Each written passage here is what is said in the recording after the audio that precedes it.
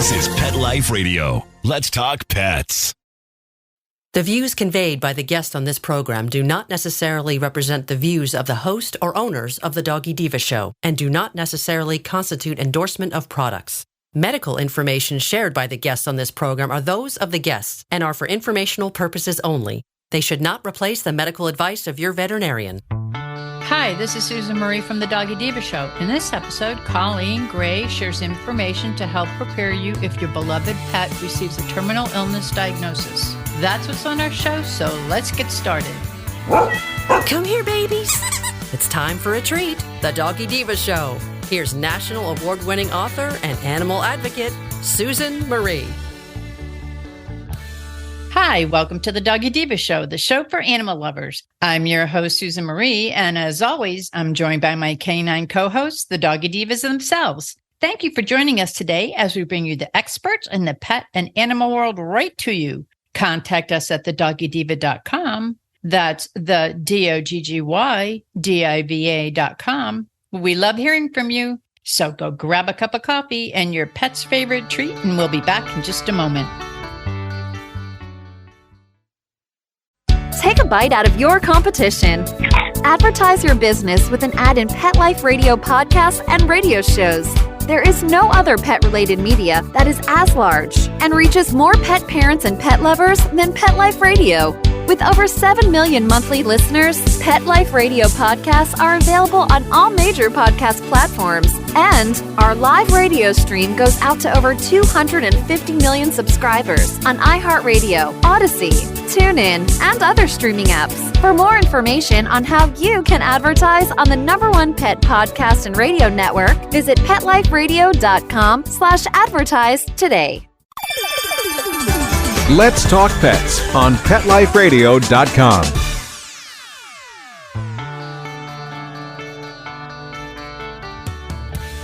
Welcome back, everyone, to the Doggy Diva Show. As pet parents, we love and care for our pets so much, and there is nothing we wouldn't do for them to have them stay with us forever. We try our best to feed them the healthiest foods and treats and provide them with veterinary care, including their annual checkups, dentals, and timely medical care. We never want or expect to receive a diagnosis that our pet has a terminal illness. It's something that many pet parents, including myself, are not prepared for. Hopefully, your pet will never receive a diagnosis of a terminal illness.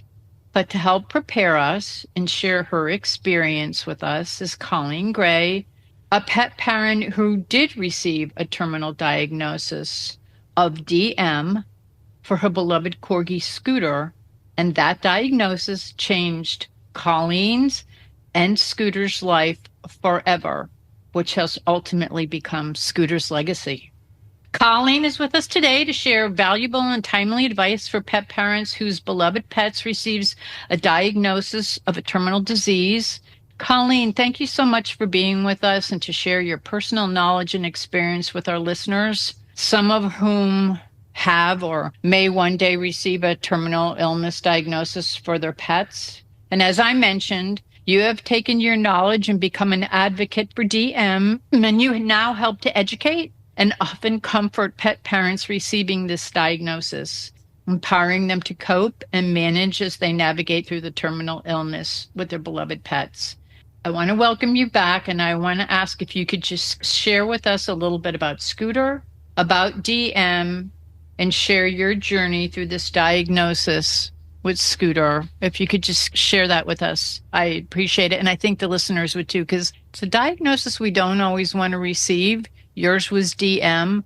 Some other pet parents receive other medical diagnoses for their pets. But the way you navigated through this, where you were and how you came out are two so totally different things. And because of what you did, many pet parents you have helped have been enlightened, and it helps the journey. So if you could just share your journey with us, I'd appreciate it.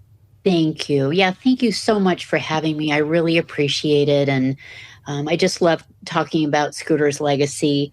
So Scooter was a very vibrant 9-year-old Corgi, Pembroke Welsh Corgi, full of life, full of attitude. And he was diagnosed with a disease called degenerative myelopathy. It's very similar to human ALS, Lou Gehrig's disease. And I had had Corgis for decades. I had had Corgis for 30 years before this. And I had no idea what DM was. And apparently it's very prevalent in Corgis as well as about 100 other breeds. And, I considered myself somebody who was, pretty experienced around dogs and, all different breeds, and especially the Corgis. And I just had no idea about this disease. So it was a real journey for us. And it was, a lot of learning along the way. And I had a wonderful patient along the way. Mm-hmm. It was really hard to go through, but I must, preface all of this by saying that some of our most precious moments with Scooter were during our DM journey. And it was really, really hard. It was for about 18 months, about a year and a half from the time he was diagnosed to the time we lost him. But it was a journey. I met some wonderful people along the way who really helped me, from veterinarians and rehab doctors, and then just people who had been down this path before that were just a real inspiration. So yeah, I'm still involved in the DM community. We lost Scooter in 2022. So it's been about 3.5 years, but I'm still very involved in the Facebook groups and the support groups, and any way I can to help others, and to see if I can help out with their journey, make it a little bit easier. And you have, the number of lives that you've touched, and what you do is an inspiration. I know that you don't see it, but I know that a lot of other people see it, and it's something that you and Scooter did. And I know the diagnosis that, and as many times as you receive it, you're never prepared for it, mm-hmm. was cancer. Could you just kind of walk us through things that, as a pet parent, we may need to have with us and in us if our pet is diagnosed with a terminal illness?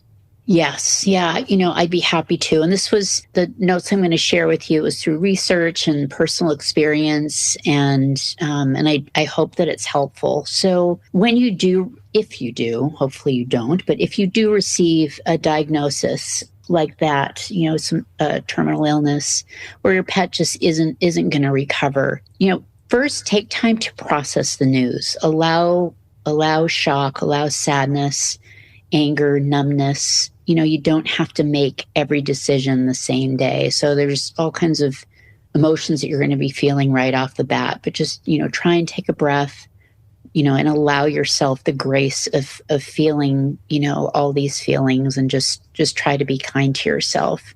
Also, ask your vet for clarity. It's a lot when you receive these diagnoses, but, ask for the exact diagnosis and stage, the expected course, the likely symptoms, and what good days versus bad days will look like. Also discuss all the treatment paths, so curative options, if there are any, palliative care only, hospice-style support, and how each affects quality of life, time, and cost. Also get information in writing, because it is kind of a flood of information, a flood of emotions, probably something that you haven't experienced before. So it's always good to ask for discharge notes, handouts, or an email summary so you can review details later and share with family, because you just can't remember all the information that's coming at you. Also, consider a second opinion or a specialist, like an oncologist with the cancer diagnosis, or in our case, we went to a neurologist, and Scooter had an MRI, just to, if you're unsure about the diagnosis or options, if it feels emotionally or financially feasible. Sometimes when you go down those roads, it can be very expensive and very heart-wrenching. So just, again, kind of take a breath and, think about all of your options, but, maybe consider that second opinion if you can. Then I would define quality of life for your pet. So what behaviors mean they're still themselves. So are they eating great? Are they interacting well? Are they enjoying their favorite activities or resting comfortably? That's really, really important to decide what defines the quality of life. With Scooter, he loved his, his disease progressed to where he was in a cart, he was in a wheelchair, and he loved more than anything to take his rally obedience classes. So our wonderful instructors, we had been taking lessons for years. We just did it for fun. And our wonderful instructors allowed us to take his beloved rally classes in his cart. And it was wonderful. It was just fantastic. So, those types of things and being able to continue to do those things, even though it's a little bit different, they're really important. Also use a simple quality of life scale to track pain, appetite, mobility, breathing, and joy. And let trends guide your decisions rather than single bad days. Your pet's always going to have, one-off bad days here and there. But, if they're generally doing well and their trajectory is stable, those are the types of things that you want to pay attention to more than the one day. As long as it's not a crisis or an emergency, they will have, blips in the way they feel from day to day sometimes. And then also prioritize comfort measures. So pain control, anti-nausea meds, mobility aids like Scooter with his cart, soft bedding, easy access to food and water, and also help with stairs and litter boxes for your kitties. And then finally, create a practical care plan. So you can have a medication schedule, follow-up appointments, diet changes, and clear signs that mean you should call the vet urgently. So kind of understand what would indicate a crisis. That's really important to be aware of and to just make note of so that if those moments happen, you're ready. So after that, adjust home routines, maybe do shorter walks, gentler play, temperature comfort, quiet resting spaces away from stress. With DM, temperature modulation is a challenge. So it was important to be able to help Scooter stay comfortable temperature-wise. And I'm sure that there are other conditions that's the case as well. And also involve your family. So align on what no suffering means. Who will handle the daily care and how decisions will be made if your pet declines quickly. It's always good to have those conversations up front as you can. It's a challenging journey. You don't want to do it all on day one, but, as you're getting your footing and your traction, definitely have those conversations with family and just decide kind of those different components of what no suffering means and all that. And then also, you want to focus on quality of life. This is really, really, really important. This is, I think, really the most important thing, is make a bucket list appropriate to your pet's energy. So your favorite parks, car rides, sunbathing spots, special foods as medically allowed, and extra cuddle time. As I had mentioned to you, some of our most precious times were with Scooter while we were on our DM journey with him. We had a lot of fun.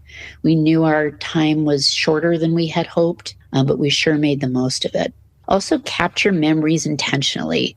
Take a lot of photos, videos, paw prints, fur clippings, or written stories about your favorite moments together. I have so many pictures and so many videos, from when Scooter was well, and then a lot of them while we were on our journey, and they're just really wonderful to have. And then also stay present focused. It's hard to get ahead of yourself and, think about things down the road, but just do your best to try and stay in the present. Notice the small good moments each day instead of constantly projecting ahead to the loss. It's really hard to do, but it's definitely worth the effort. And then finally, contemplate your plans early. So ask your vet what specific signs would indicate that life is more suffering than comfort with your pet. So what does that look like? Decide your thresholds in advance. So if the dog can't eat, or if they have persistent pain despite medications, severe breathing trouble, what are going to be your real strong indicators that quality of life is declining. And that will help to reduce guilt and panic in a crisis. And then also explore options for euthanasia, at the clinic versus at home, who should be present, anything special that you'd want to have with you, like a favorite blanket, music, treats, anything that you'd want to have with you. And finally, understand that choosing euthanasia when suffering can't be relieved is considered a final act of kindness, not a failure. It's really hard to see at the time. It's excruciating to see at the time, but it becomes more clear as time goes by that it is truly a gift and a final act of kindness to let your pet go if they're truly suffering. Well, thank you. I know that's very difficult to share. So I'm thinking right now, why don't we take a quick break? And when we return, Colleen will share more of her and Scooter's journey. The Doggy Diva Diaries is proud to announce the Paw It Forward initiative in loving memory of Miss Olive. Each month, a portion of the proceeds from Miss Olive's trilogy of award-winning books will be donated to a selected animal welfare organization. The designated charity will be revealed at the end of each Doggy Diva Show episode. Miss Olive's legacy of kindness and love lives on in her books, which are about a lonely little rescue dog who spreads the message that it's not what you look like on the outside that matters. It's the love in your heart that counts. Her books are available on Amazon, Barnes & Noble, and other online booksellers. Help Miss Olive paw it forward and visit us at thedoggydiva.com for more information.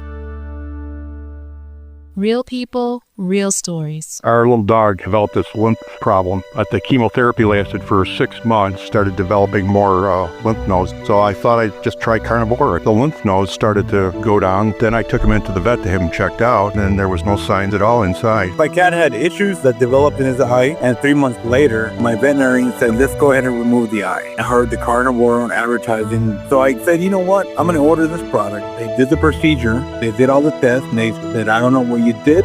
This product saved his eye. I've got a Labrador. She could hardly lift herself up off the floor. The treatment was chemotherapy. That's when I said, this could be the ticket. About 3 weeks, you could tell. She was very alert. She was going on a 5-mile walk. She is just like prime again. Call 866-836-8735. That's 866-836-8735. Or visit carnivore.com. That's carnivora.com. Use promo code PETLIFE at checkout for 15% off your order at carnivora.com. Let's talk pets. Let's talk pets On Pet Life Radio. Pet Life Radio. PetLifeRadio.com.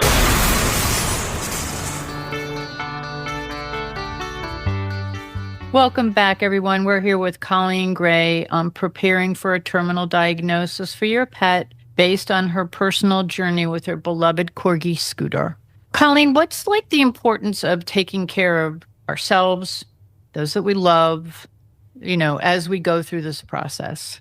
It is very important, and it's kind of hard. It's kind of easy to lose yourself in this and remember that you do need to take care of yourself and your loved ones because it can be very consuming. So, one thing to think of is to normalize the anticipatory grief. So recognize that, grieving before the loss. So showing emotion, feeling anxiety, having trouble focusing is common and not a sign that you're overreacting. Also, build a support network. Friends and family who understand, pet loss support groups, or counseling if you're feeling overwhelmed. It's really important to have people to lean on. I know my wonderful sister, Sue, has always been an amazing source of strength for me. And, she really understands and has always been just a wonderful support, all the time, but especially during these really trying times that, they're really, really heartbreaking.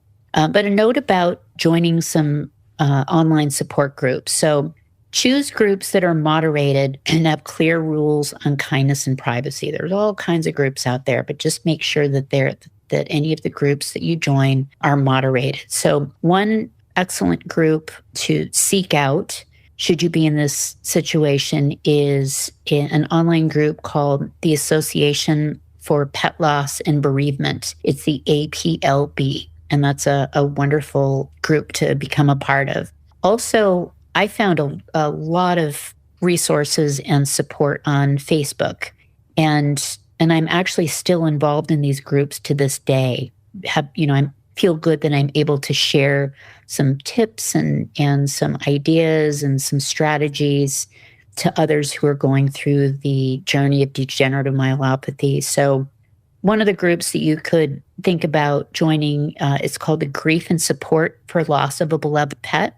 And that's a Facebook group for people both fearing a loss and grieving after a loss. So they emphasize respectful, open sharing. And then for disease-specific conditions like cancer or degenerative myelopathy and a host of other conditions, just search the keywords. So you could do, cancer support group for a dog or cat, or degenerative myelopathy support group for a dog or cat. And then check groups linked by organizations such as the National Canine Cancer Foundation and similar foundations, because, those are very strong, well-funded, well-researched groups.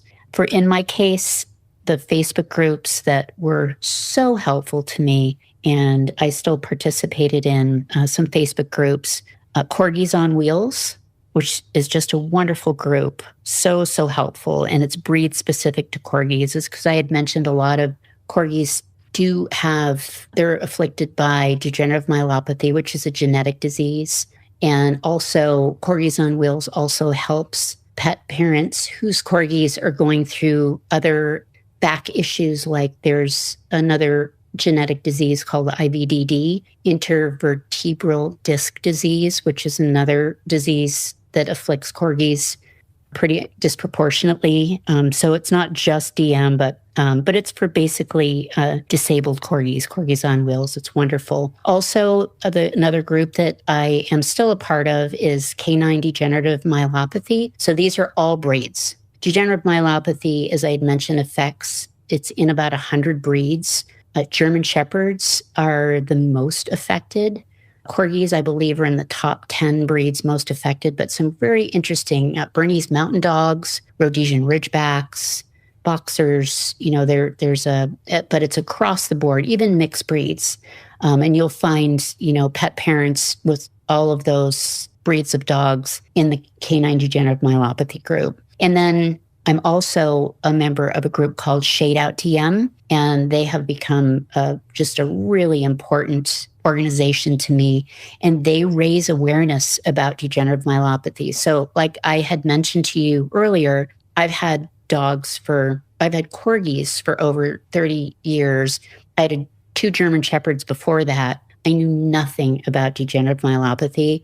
A lot of veterinarians aren't as familiar with it as you might think. Some of them are. I was very fortunate. My veterinarian was quite up on the research. But because there's no cure and, there's still a lot of research to be done, it's interesting to see that veterinary professionals sometimes don't have all the resources. So Shade Out DM is a group that, they go to some of the veterinary conferences and they talk to veterinarians about degenerative myelopathy. They also have, of course, a group on Facebook, and then a group where we raise funds and raise awareness actually across the world. It's really a beautiful thing. But Shade Out DM, they've been a very, very important group in my life. So there are others, I'm sure, similar for pets that have different conditions.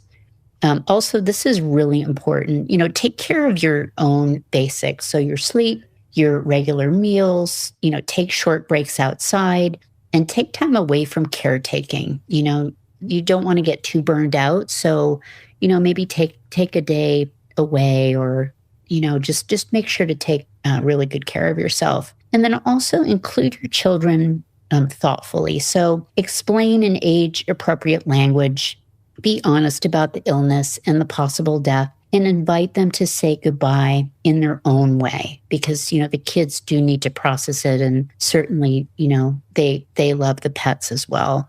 And then after the loss, there's really no right way to grieve. So after the loss, allow yourself to grieve fully. There is no correct timeline. There are going to be waves of sadness that can return unexpectedly, and it's okay. There's just, we all grieve in different ways, and it's just important to give yourself the space and do what you can to just allow yourself to experience it fully and just be okay with grieving on your own timeline. Also consider memorials that feel meaningful to you. So small ceremony, a keepsake box, framed photos, a donation or volunteer work in your pet's honor. For Scooter, each year I have raised money and walked in his honor with the annual Shade Out DM fundraiser, and my wonderful sister has consistently donated to our team. Thank you. Very proudly. Yeah, and it's wonderful, and I have a lot of people. I post pictures of Scooter, and then I post pictures of, I brought Cisco one year, I brought Callie before. It's Shade Out DMs, so we put little sunglasses on them. We have a lot of fun doing it, and it's nice because it will spark dialogue. People will ask me, oh, that looked like a really neat event. What was that all about? And then I'm able to share with them. And you never know, it might be helpful for them or a friend. So anyway, that's a really special thing, is to walk in his honor. Also have given donations to the San Diego Humane Society in his name. I live in San Diego. And I've done some memorial donations, as well as my sister's done memorial donations. Thank you. And then, of course, tons and tons and tons of photos. So we have photos all over the house. We have photos, on our social media. And he is, of course, forever, ever, ever in our hearts. He's always with us. I carry I had a little license plate for his cart, and I bring it says Scooter. And I carry it with me when we go to the park, when I bring my dogs with me to the park. So, those types of things, just keep it really special. And then finally, seek extra help if you're feeling significantly impact your work or your sleep or your relationships for a prolonged period. Professional counseling, grief support groups. I know San Diego Humane Society offers a dedicated pet loss support group. And I'm sure, humane societies across the country probably do something similar. But it's, seek out resources, seek out people and groups that can support you and help you through this time, because people want to help. They want to be supportive. They want to be kind, because many of them have been through it as well. And it's, it feels good to help others and take advantage of that. When people offer their help, be sure to take them up on it. So that's very good advice. That's wonderful advice and very knowledgeable advice. So I want to thank you again for sharing your journey with Scooter. We love some of my happiest memories of him. I remember him running on the beach, running. But my happiest memories of his with his little wheelchair with the back license plate that said Scooter, and he's running along in the parks, and he lived a very full life right up until he couldn't, but he was so vibrant. And that's you believed in him, and you believed in an alternative process to empower him, which empowered you, and you're sharing that with others, so hopefully it empowers them. So again, I want to thank you for sharing your journey with Scooter, and such valuable, and probably for some pet parents, timely information. And again, we hope that pet parents never receive the diagnosis of a terminal illness for their beloved pets.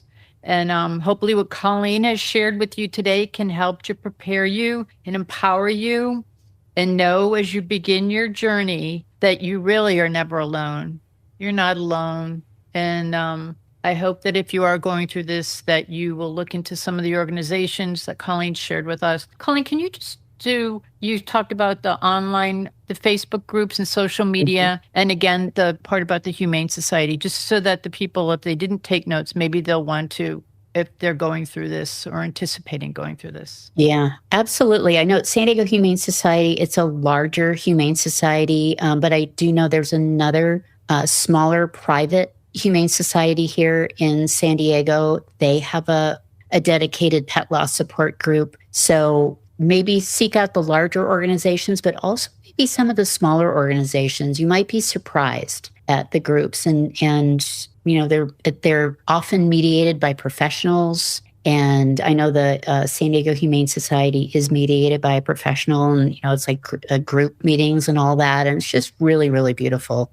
Well, thank you very much. And in honor of Miss Olive, we have our Pod Forward Award, which we announce each month. And we are so proud to announce that the recipient for this month is an amazing organization dedicated to raising awareness about DM, known as the canine version of ALS, as well as offering support to pet parents and caregivers of these beloved pups. And this is an organization, as we just talked about, that is so near and dear to your heart and mine.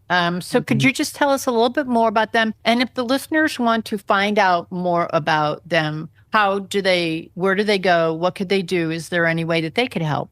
Yes, absolutely. Thank you. First of all, thank you so much. That's so kind and generous of you. We really appreciate it. And the pet parents and the pets appreciate it too. Thank you. It can't be done without donations. And the people who run Shade Out DM, they just have hearts bigger than themselves. They're just wonderful, wonderful people. But yeah, if you go to Shade Out DM, SHADEOUT DM.com, shadeoutdm.com. Their entire mission is shared there, but essentially their goal is to raise awareness so that when you are making choices for, maybe bringing different breeds into your family, that you can ask the right questions to breeders to just make sure that the dog has been genetically tested for DM.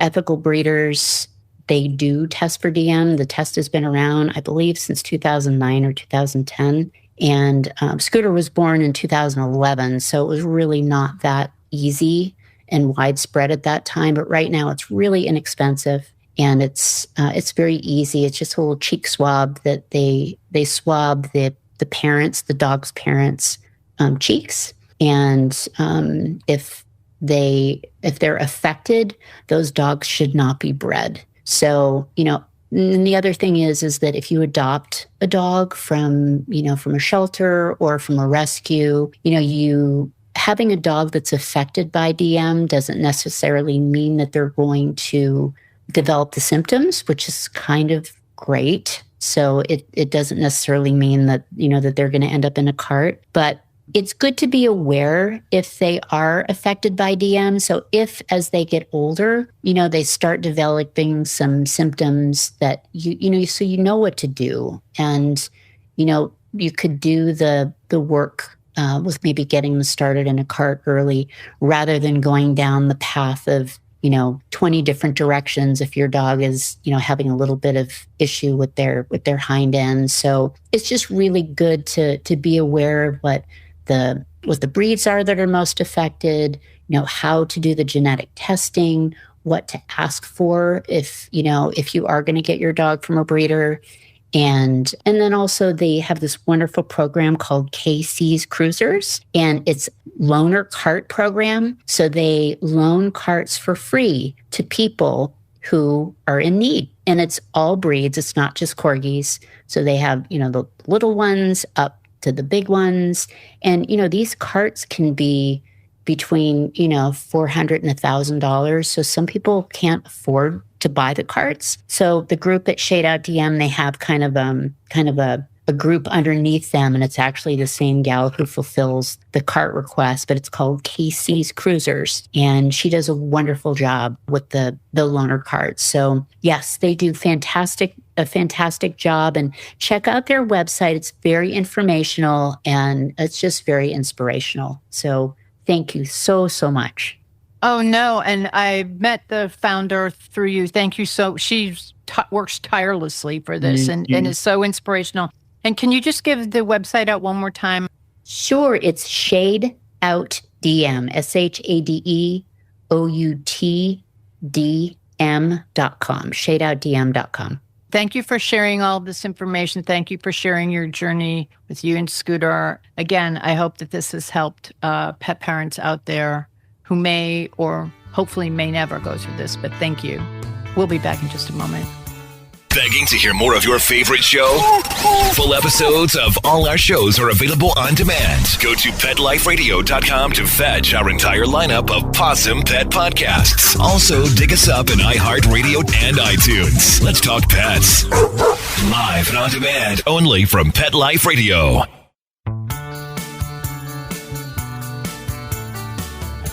We would like to thank our guests this week. And also, as our Doggy Divas always say, please love your pets because they love you unconditionally. And please remember to adopt, foster, spay, neuter, and microchip. And as always, please have a great Diva week, everyone. Thank you for joining us for this episode of the Doggy Diva Show. To find out more about Susan Marie and the Doggy Divas, visit them at their website, thedoggydiva.com, and on Facebook at The Doggy Diva Show. Tell your fellow pet parents about it. We look forward to having you join us again for the next episode. See you soon. Let's Talk Pets, every week on demand, only on PetLifeRadio.com.